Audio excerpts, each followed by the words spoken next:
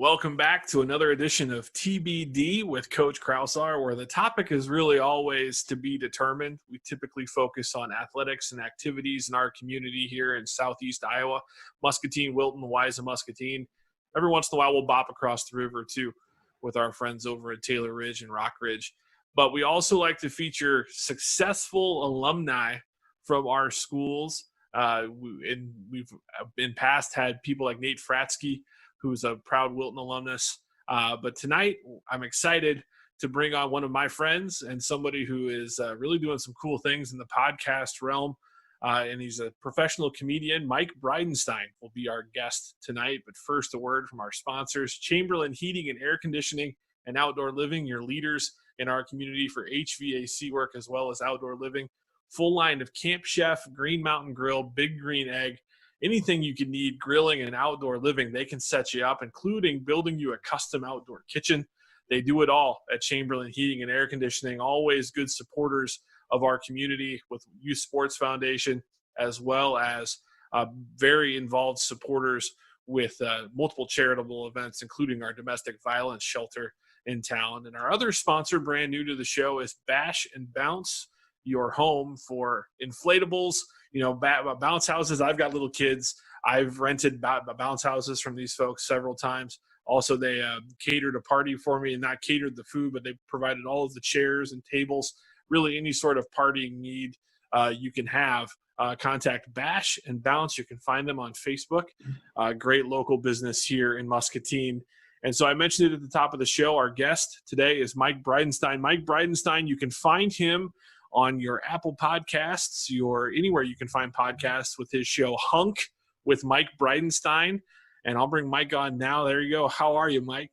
Hey, thank you for having me. By the way, that was some impressive advertisement work. When I do my ads, I can't do it all in one take, ever. So that was very impressive working with That right there. That's a couple years of doing morning drive radio every single day where you've got to consolidate your thoughts, and you don't get any retakes when you've got mom and pop listening to your country radio station, which you've been a guest on my show there too. Thank you for having me. Right before I recorded my album at the Mill in Iowa City. Rest in peace, the Mill. Is it gone? I'm sure somebody will want it. Nate Kading, where are you at? Hey, yeah, his parents are his mom's from Muscatine. Maybe he can. I think he owns like a brewery or something. Yeah, he's Nate, someone who's a teammate of your cousin, Alex Canellis, at the University of Iowa in the football program. Mike, you got a long history here in Muscatine, growing up here. Parents both educators in the community. Your dad going on to be a superintendent of schools at Columbus Junction. He was also at L&M. Yeah, that's right. He was a principal at L&M. So really covered the whole area. And your sister, is with the State Department. Yeah, that's something that I know that you've talked about. But let's talk about your show, Hunk with Mike Bridentstine. It's where you interview a wide range of people, whether they're political candidates to people in your world and not necessarily in your circle of stand-up comedy. Let's kind of start right there. You recorded your album, The Hungry Wolf Hunts Best, which I have to tell people you need to listen to that album. You can find it on Spotify. Well, I know that not for everyone. Fair. You're a comic. I mean, it's not for everyone. It is for me. Trigger warning, there's humor. So I don't know if you're too young or too old, you won't like it. Right. It is for mature audiences. But I think one of the things, let's just go ahead and talk a little bit about your album here before we get into the podcast. Yeah. So I was sitting on a plane flying to Columbus, Ohio for work. And I was physically shaking and laughing out loud. Oh, okay, good. Okay, I thought this is where you blame me for injuring you. No. Where I was, and the lady who was sitting next to me was a younger person, probably college age, which is younger to me now. She was looking at me like, why is this guy laughing so hard? And I'm not a fun person to sit next to on a plane anyway, because I'm a little bit on the bigger side. And so finally I was just like, here you go. Let's take a look listen to this. This is my friend. You can look at it. You can tell me if I'm crazy. It's a stand-up album. And by about halfway to Ohio, she elbows me and she's like, you know this guy? And I'm like, yeah, he's really, really funny. And that I think that, and it was good to hear somebody else, because I think I connect with your album, The Hungry Wolf Hunts Best, because I physically was there for a couple of the stories because we're close in age. We played for the same football coach. Like some of those jokes were the same. And also some of the stories about riding your bike around your neighborhood. I was currently living in that neighborhood when you recorded that album. I owned a house in that neighborhood. So it's like there's that sense of relevance there. But at the same time, it's just really well done comedy work on your part. Well, thank you. When I recorded it there, I didn't know how people would take it because I had just done a week in Chicago performing in front of people that go to comedy shows a lot. So I was like, okay, but I don't know how people in Iowa City will take to it. I figured it would be comedy or college students that came to it, but it ended up being like Desi Rivera and Becky Mays would be their maiden names, the names that I knew them as. Got groups of people together and said, like, let's go and support Mike when he's in town. So a lot of MHS students came to support, and that's mostly who the crowd was, at least in my head. I'm sure it was a lot of other people also. But when I started talking about the football coach who told me not to eat before games because the hungry wolf hunts best, the level of, like, we know who he's talking about, like, just was such a hilarious response to me that I have obviously never gotten telling that story before. So I had told those stories in front of people who had no idea who I was talking about. So it was crazy to hear, like, we know exactly what this is from the audience. And that's why I named it that, just because I loved that reaction so much. And because, let's face it, it's a really cool name. It is. It really is. It's a very good name, and I think that in the picture, the graphic on it is just phenomenal too. And we should say you're actually based in Los Angeles now. You started your comedy career back in 2002. And talk about how you got started in comedy, because I think those of us who grew up with you kind of always knew you were funny, but I always knew of you more as a really talented visual artist, more so than, someone who's going to be a comedy writer and a stand-up comic. I did have a public access show in high school. That's right. I forgot about that.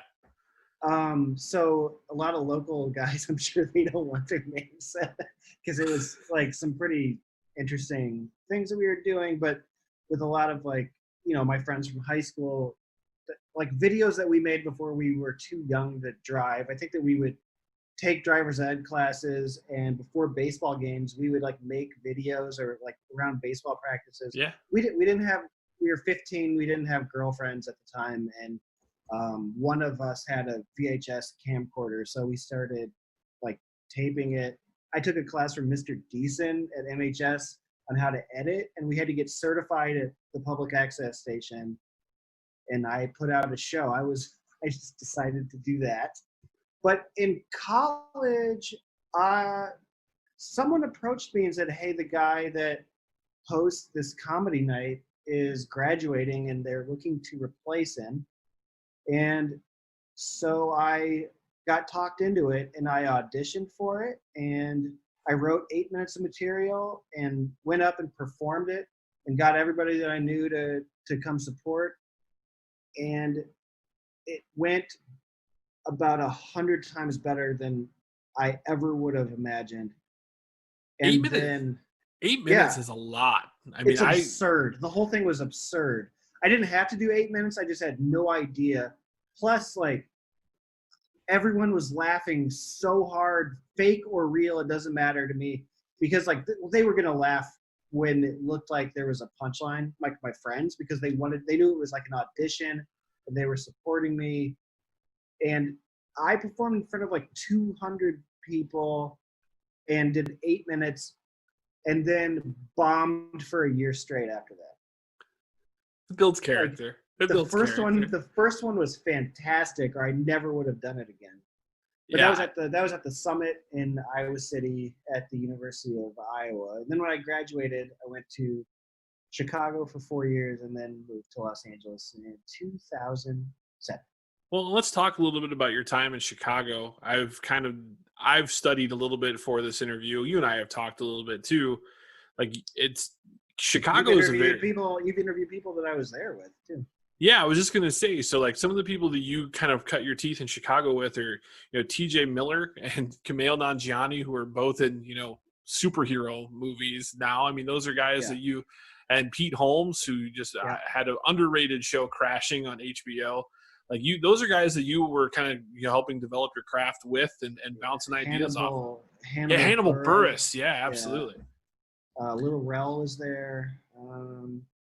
But like in people who are up and coming now, like Beth Stelling, there's a ton in Chicago. So, Well, and go ahead. Chicago is known so much I was thinking I'll tell the viewers here, I had dabbled a little bit in comedy, and I tried to be a stand-up comic and do some open mic nights in Omaha, which was the closest big city to where I was living at the time. And I realized that sketch comedy was probably where I was going to end up if I went down that road. And Chicago is kind of that city you hope to Yeah. get to for improv Yeah. and sketch with Second City. And that's, I think, what most people think of comedy when they think of Chicago. But really, there's a really vibrant stand-up scene in that city too. When I got to Chicago, I had a sales job, and nobody knew what I was talking about when I said stand up. They thought I was talking about Second City. And so I had to say, at the beginning and end of Seinfeld when he just talks, like they didn't know. And now it's huge just because of like just the sheer amount of people, Kyle Kinane, Matt Bronger, just like that have come out of that scene. John Mulaney technically is from Chicago, so many people came through that scene are famous to comedy fans now, if not to like the general population. So I was scrolling through Netflix. This is a couple years ago, but I found a show from a person I knew from my college experience, and that was Paul Rust, who went to high school with some of my college friends. Yeah. And I turned on to his show, Love, which was by Judd Apatow. And in the very first scene, onto the scene busts a comedian that I've known for a while and is a friend of yours. Kyle Kinane is in that show as kind of the coked out, boyfriend of one of the main characters. And I was like, that's Kyle Kinane. And my wife was like, who is that? I have no idea who that is. Your listeners might know him even better if they watch any Comedy Central, because for years he was always there. He was the guy going, all new South Park coming up next. And now the guy who does it is David Bory, and he says, Punk with Mike Bridentstine is brought to you by No Coast Brazilian Jiu-Jitsu. Yeah, he does. Yeah. And I think that's the thing too, is like your podcast for people who are really interested in comedy, or maybe they aren't necessarily comediophiles like I am. Your podcast really does a nice job of introducing. Well, don't call them that term. Yeah, I guess that sounds a little. Yes, fair enough. Comedia sounds too close to PD or pedo. Fair enough. Those two words like they have nothing to do with each other. Sure. Fans of comedy, history, and present. Your podcast is a great location for that, because you get kind of people in their natural environment, especially in this COVID world where so many comedy venues are shut down. Zoom is really one of the only ways that people can get out and communicate. And that's kind of where you've started to thrive with your podcast, Hunk with Mike Bridentstine. I wanted a chance for funny people to be funny without having to do stand-up in front of no audience. Because to me, like I can't watch the late night shows anymore. I don't like when stand-up is done in front of no audience, and it's because it exposes the trick almost. It's like a magician who you would see the trick happening. You'd be like, this is not good. I want to be like tricked. You know what I mean? And so I thought, like, okay, how can people be funny? Comedians. Well, comedians are just funny when they talk. So I put them in a scenario where there's 5 of them and me, and I just throw scenarios at them and they riff. Like sometimes I'll ask, like, who killed John F. Kennedy? And just to see what happens.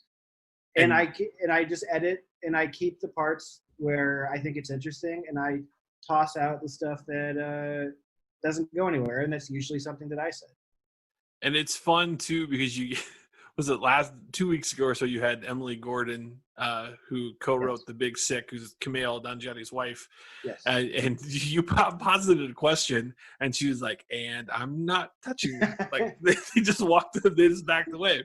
But you've got enough of a relationship with these people that they're totally comfortable just having fun with it that way. And you're Yes. introducing maybe some people here in the Midwest who may know you from your time in Chicago and or in our audience here in Muscatine who know you, to people who we may not have found. Nick Vatterott is a great example of that for me. That's a comedian that I had never heard of until I listened to your show, and I just can't get enough of that guy. There's so many alternative comics, if you will, for lack of a better term, that you seem to be introducing people to. Yeah, I am amongst the opinion that, like I like McDonald's and Burger King and Wendy's. I had Wendy's today. I like it. I like a burger. But sometimes you're like, if someone said, "Is that the best food you've ever had?" I would say absolutely not. And if someone said, "There's this place that is way more fancy but costs the same, would you want it?" You might be like, every now and then, yeah.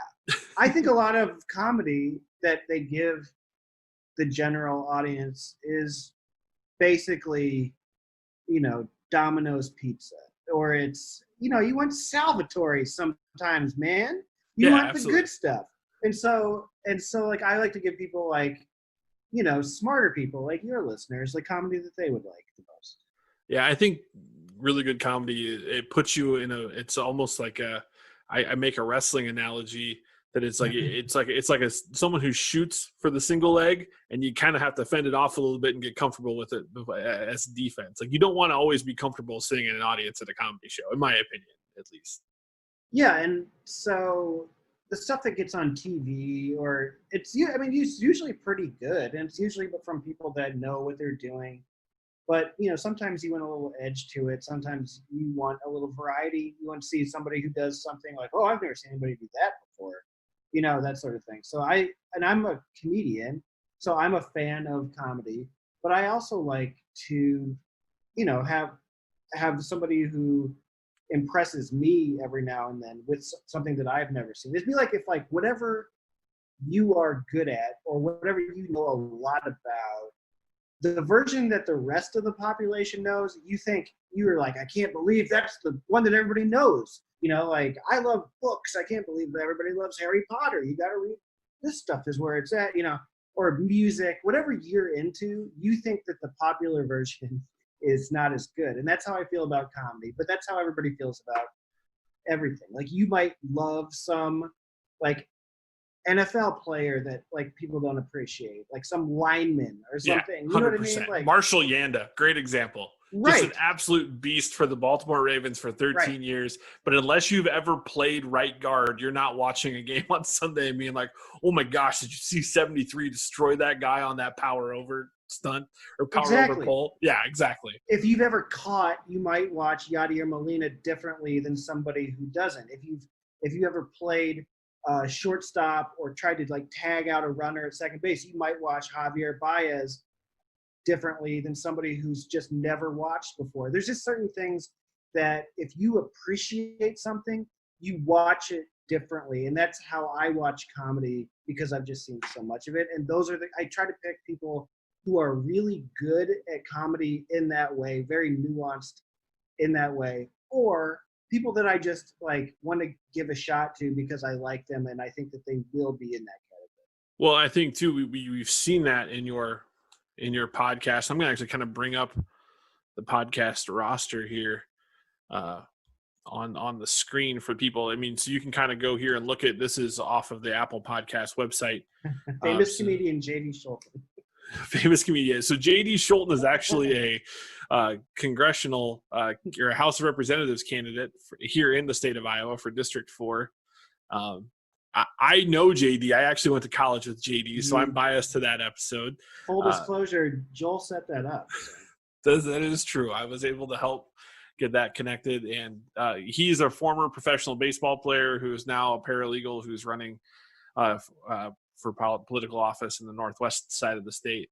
But the For the Masses was an amazing episode with the panel. and then Joey Pepitone, who's Eddie not Pepitone. Joey Pepitone, Eddie Pepitone. I get him and Joey Fatone confused all the time.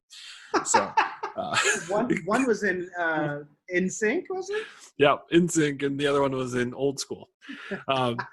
Yes. Eddie Pepitone, that his special for the masses, which you again introduced me to. Yeah. But then just you go through, there's just so many lists of just great episodes here that people can go. Tom Arnold Island. Yes, Tom Arnold, who will occasionally do some lead-in work on you. You were kind enough to let me compose a theme song for your introduction. Yeah, but I got in trouble on. Did you really? That's why I wouldn't go Spotify for the longest time. Are you serious? I'm sorry. I realized that my cousin. I didn't. Yeah, it's fine. It's fine. Yeah, my cousin told me that it sounded too close to this other thing. I was like, I had no idea. I was literally just. Somebody told me it's from a soap opera? Well, it's not really from a soap opera. It's apparently it's close to a Henry Mancini chord progression for the Young and the Restless, which I didn't know. Yes, yeah, I didn't either. Which I got made known to me after it was on your show. So this is full disclosure, people. I was handing out candy for trick or treat this year, and I was sitting right next to my piano, and I wanted to make a theme song for Mike that sounded like a really bad perfume ad, and so I just was playing a D minor chord up in a second inversion really close to each other, and it sounded cool. And apparently it sounded cool because Henry Mancini did something very similar for the Young and the Restless for years. So it sounded like the Baby Elephant Walk. That's the only Henry Mancini. Yeah, fair. You that reminds me of my favorite joke of yours about La Phil. Yes. With the Dudamel poster. So I'm a classical music nerd, and someday you're going to have me on your show to talk about classical music and Broadway. And, what period of classical music would you? Well, classical music is its own period, so we could go neoclassicism. You want to go from Bach to Beethoven? Well, that's the Baroque would be where Bach lies. So it's a completely. Be more of a romantic guy, or the Russian Five. A little more Western or Eastern European romanticism. Rachmaninoff. How do you feel about Dance of the Sabers? Big fan, especially on NHL '93 with Pavel Bure playing for the Sabres on Sega Genesis. Ooh, nice. So, but would you say that part of your comedic tendencies come from the people you grew up around? And 1,000%, yeah. I text with. They probably don't want me to say their names. You don't have to say names, but I text with Muscatine people all the time, and I still I'm around some of the funniest people in the world, but no one cracks me up like Muscatine people. When that's my sense of humor. I don't really have a choice. It's just how I lived there when I was growing up and when I first found things funny. So I think some of the people, because I grew up around a lot of the same folks, the speed that you had to be able to operate with some of those folks. Yes. You playing cards, you had to just be fast, and you had to be able to go from a World War II discussion to, something that was, culturally. I know which house you're speaking of. Those are some smart kids at that house. So you had to, and some mean kids. So so we knew a little bit of both. So you had to be sharp as a tack. And you always were going to lose in the poker game. That's for sure. It was you were always going to lose your money. Just unfair. Just an unfair shout out to Kevin and Greg and Tom. And the where we're going to is, so you've got your podcast Hunk with Mike Bridentstine. You probably didn't envision on being a podcaster as your primary function in California, but it's kind of become where you've landed. A lot of that is because stand-up is just kind of in flux right now. You had a very good interview with a gentleman from the Comedy Bureau last month talking about kind of the future of stand-up and where it's going.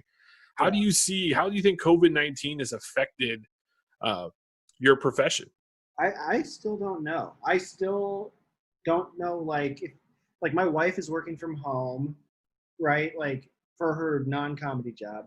What's are office buildings going to be a thing? Are the clubs and the bars going to remain open? It's still, we don't know how far we are into this.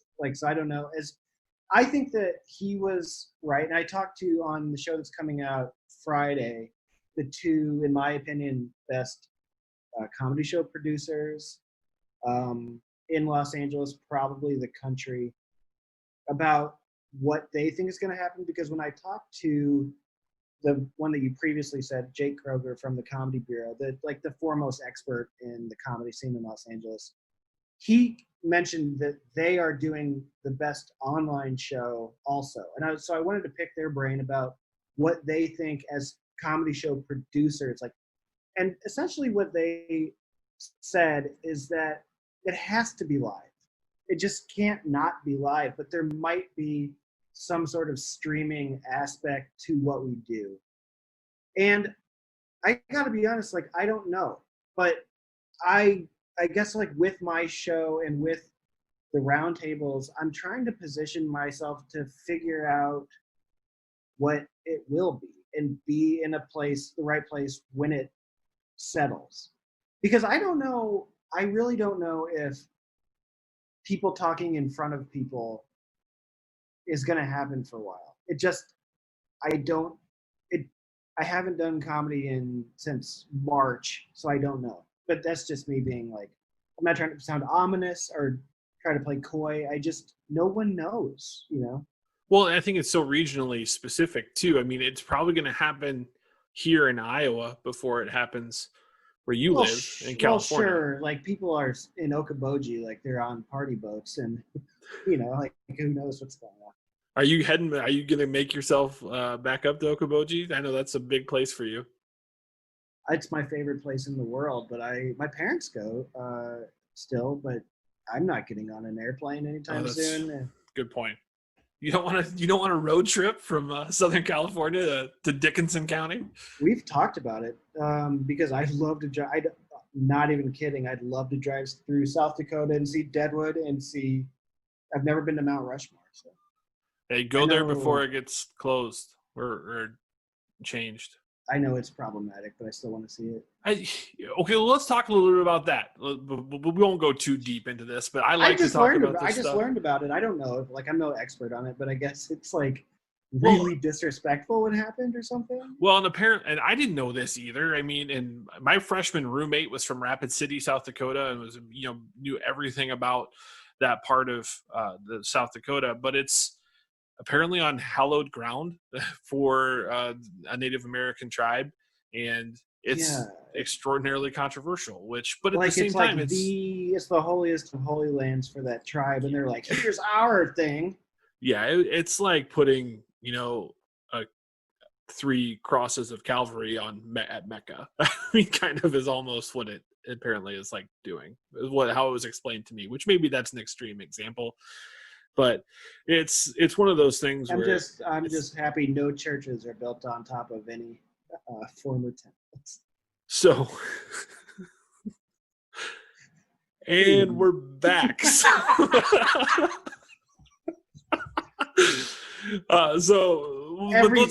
talk about comedy. Like, so comedy has got to be a tough tightrope to be walking right now because everything is so sensitive, and rightfully so. Like, I'm not poo-pooing any of the important movements that are going on in our country right now, but my sense of humor is my brain goes to the worst possible thing that you can say, and then I have to walk myself back, and sometimes you got to make sure you come back far enough. As a comedian and with cancel culture in full effect, I mean, are you trepidatious sometimes developing a thought?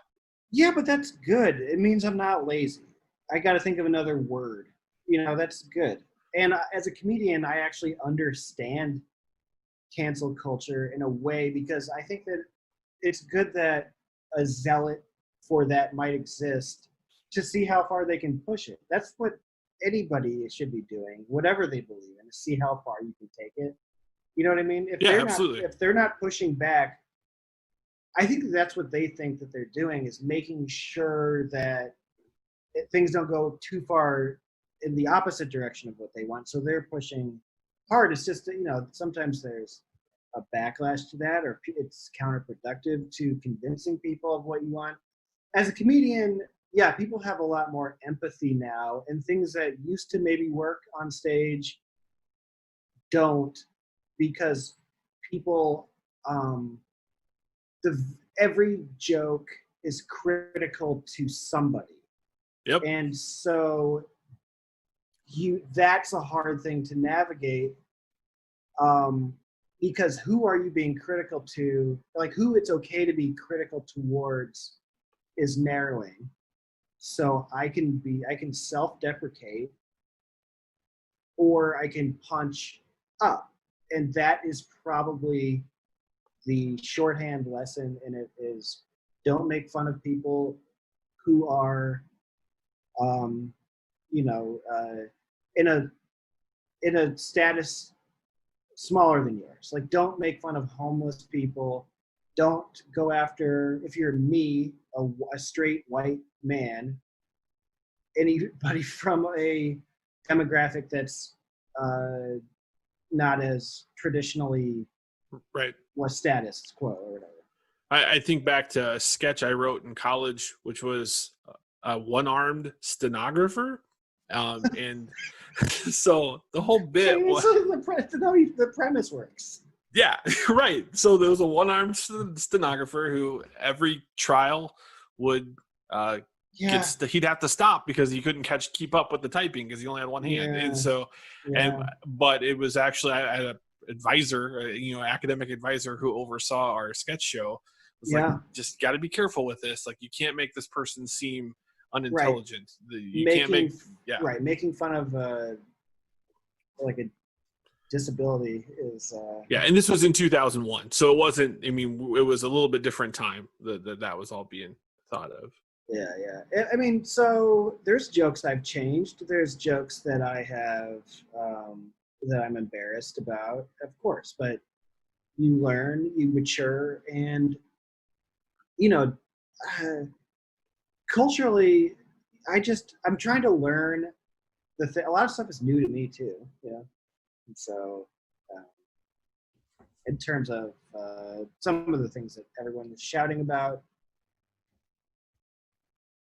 or not, I don't know, man. It's like I want to get things right and not hurt anybody's feelings intentionally. But I also think that, I think we were saying this before the show, I don't remember if this was on or not, but I think your intentions matter. And if I'm up there and I'm trying to make people laugh and have a good time, I don't think that me making a joke that steps over a line should be something that people freak out about. I obviously don't mean what I'm saying. I'm trying to make light of a situation. Right. Just like every joke is critical. But I'm mostly self-deprecating. Yeah, one of the cleanest comics in history was Bill Cosby. So there's, he offended no one. From my experience. Yeah. But they were asleep. So Hunk with Mike Bridentstine, you can find it on all podcast avenues. You can also listen to The Hungry Wolf Hunts Best on Spotify, which I highly recommend. Not just because it's a great comedy album, but you actually get paid for that. So people should download it and listen to it, right? I'll get a fraction of a penny. It'll be good. Absolutely. So Mike Bridentstine, again, Hunk with Mike Bridentstine. I listen to it every week. I've actually done spit takes while working, listening to your show, and had coworkers ask me, "What are you listening to?" But it's entertaining. I'm a big podcast listener. It's kind of how I get through my day. I have a fantastic job, but it's one that I can listen to music or podcasts while I'm doing it. So yours is one that is, if I didn't know you, I would still listen to it, but it's even nicer knowing some of the background on some of the stories. Yeah, well, I appreciate it. And but it sounds like we're wrapping up. Is that what's happening? We're getting ready to wrap up. I am going to put you inside. I am going to put you inside the Kraushairs, however, which is my rapid fire segment at the end. We've got to get some good graphics or something for that. But inside the Kraushairs, you can't pick the Cubs. What's the baseball team if you had to go watch a game? Who would you go watch if it's not the Cubs? Go watch? Well, the Dodgers, because they're right down the street. Fair, but you've got a G5 waiting for you. You can go to any game. PJ, you can go. Wow. Okay, so I think Fenway is beautiful. I'm basing it off of stadium at this point. I can't pick the Cubs, right? Yeah, that's totally valid. I think that PNC in Pittsburgh looks like I've never been to Pittsburgh, so I think I would check that out. Sounds good. Pittsburgh. Yeah. That's I'm not making fun of you. It's just not the city I was expecting. I think Pittsburgh is oddly beautiful. I've never been there. I've never been to Philadelphia, but I mean, my wife's mother lives in Dallas, so I might have to go to that terrible new Rangers stadium that looks like a barn. Yeah, it's interesting. That's for certain. But yeah, I think baseball is a big part of you. I know I love baseball. If you listen to Mike or if you follow Mike, he actually, if you're a Patreon subscriber to his Patreon page, you actually can see detailed oral histories of the World Series. How far have you gone in on that one? I give my reviews of every World Series from 1903, and I'm right now I'm in the 20s, so 1924 I'm working on, which is a classic World Series. It goes 7 games. Walter Johnson's first. Nobody knows who that is. I actually do. I grew up in a baseball family. I don't know if my dad was invited to try out for the Yankees as a young player. He was a pretty good shortstop. So we grew up. Baseball is a big deal. My mom's hometown of Pisgah, Iowa, has a native son who was actually a teammate of Mickey Mantle on the Yankees, and he hit his towering home run actually with his bat. So that's the lore. That's the lore of the Yankees in Western Iowa, and its connection to Pisgah. So yeah, so baseball's a big deal for me growing up as well too. So if you could go back and tell me what were the colors of these 3 teams: Heinz USA, Major League Baseball team, red, white, and blue, baby. B&J Auto Parts, who you played for, green and yellow and white, like a hunter green, like a hunt. Yeah, it wasn't that royal green. It was more of a dark green. Yeah. And then we're gonna go with McLean Insurance. Oh, they were a light blue with a navy blue cutout. Chris Burke, baby. Chris Burke was he could get me out better than anybody. I could hit Aaron Elliott. I could hit Dusty Aitken. Chris Burke, I had problems with. The one who was a catcher. He wasn't even a pitcher. He had a goofy delivery. Well, it fitted him well. It fitted him well. I can't talk good all of a sudden. He threw like he was going to be an all-conference quarterback. Yeah, maybe even go win a couple national championships at Northwest Missouri State. Yeah. So that ties it into my last question. Yeah. Salvatore's Pizza. Yeah. Or Big Ten tacos after the game. Okay.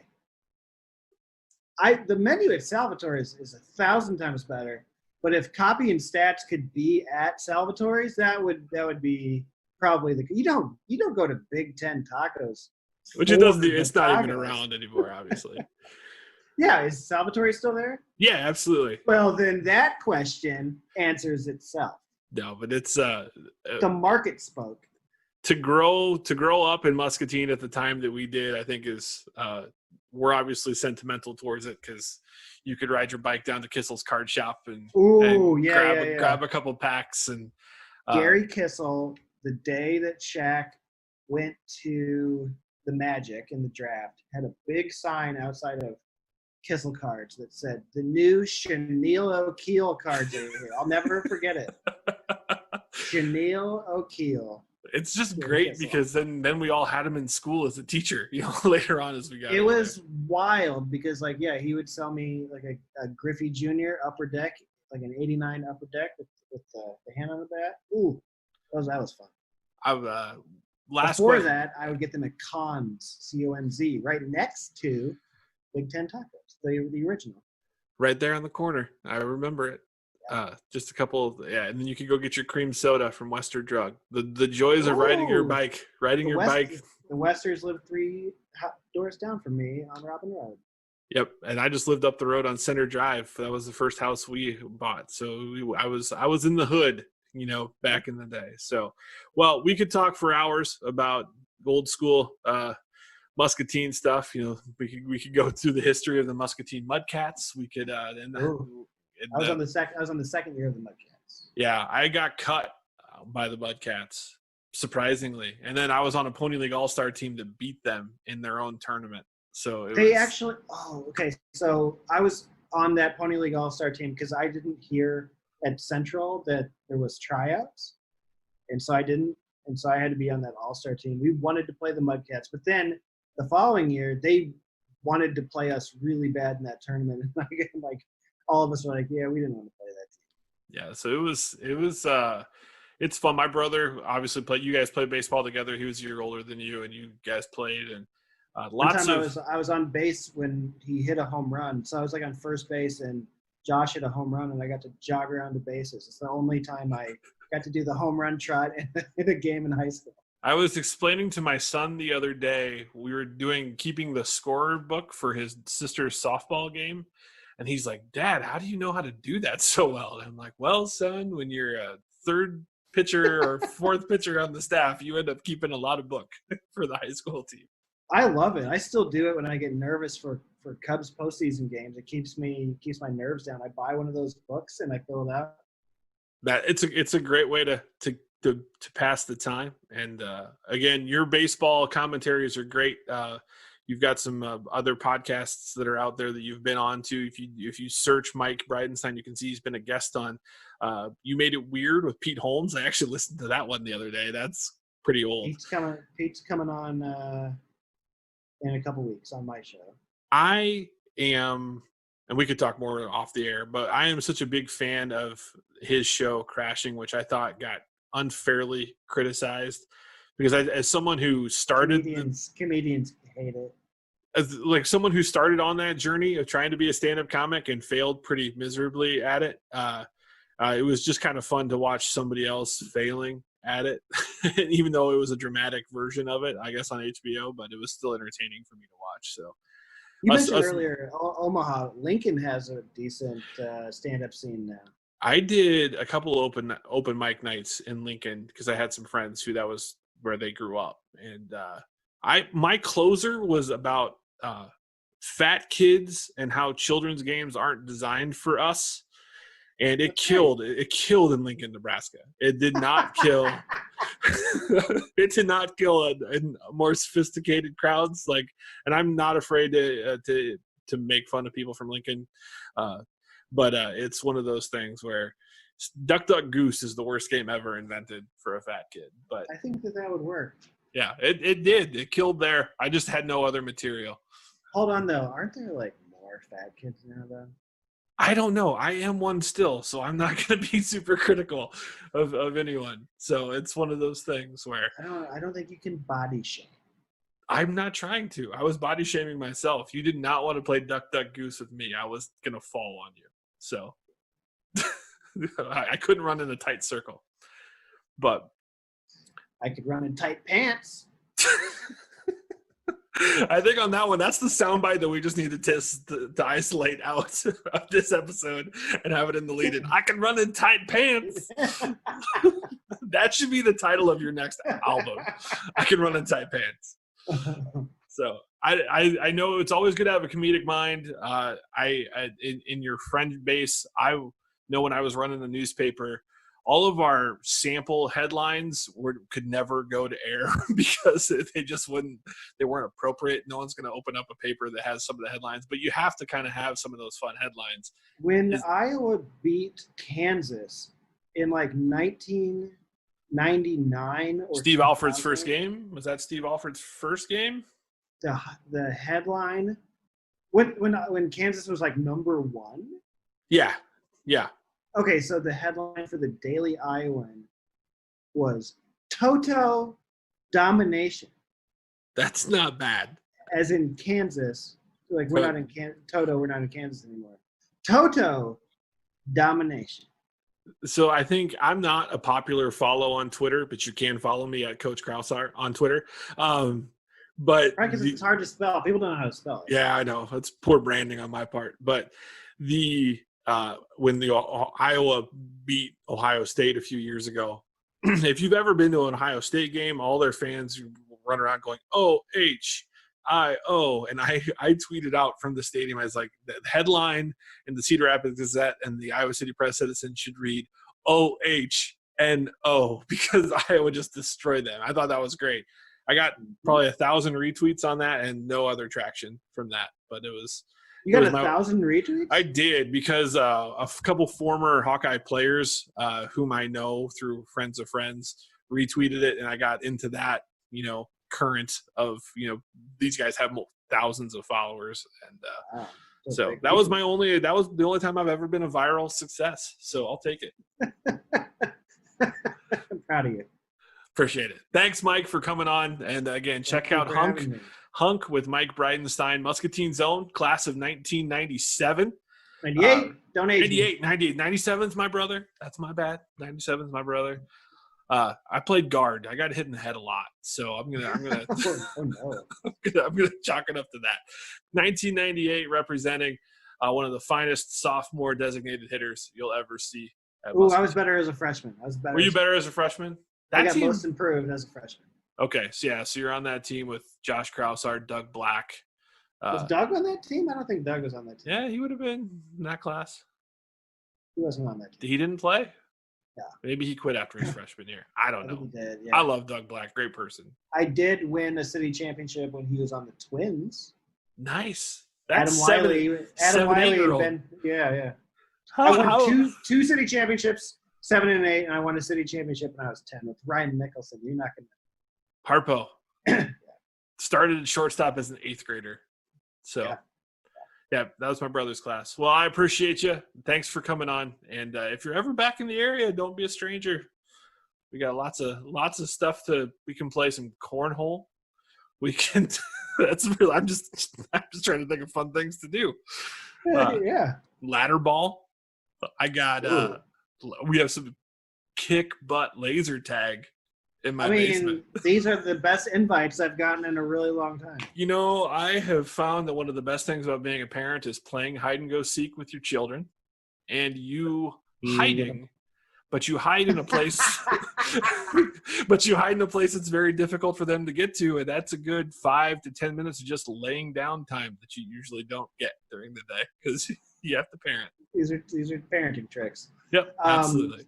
I promise not to invite you to any duck goose parties. It would just turn into human bowling, and I would be the bowling ball. That's basically what it all turns out to. So. Cool. Appreciate it, Mike. Thanks so much for coming on. And this has been TBD with Coach Kraushaar, brought to you by Chamberlain Heating and Air Conditioning. Hey, if you come, we'll get a bash and bounce house, and we'll live it up. I'm there. They've got one that's got a basketball hoop in it, so you can dunk. What? Yeah. We'll do like some Last Dance type stuff in there. We go coach to Pippen. You got a good sponsor with that bounce castle.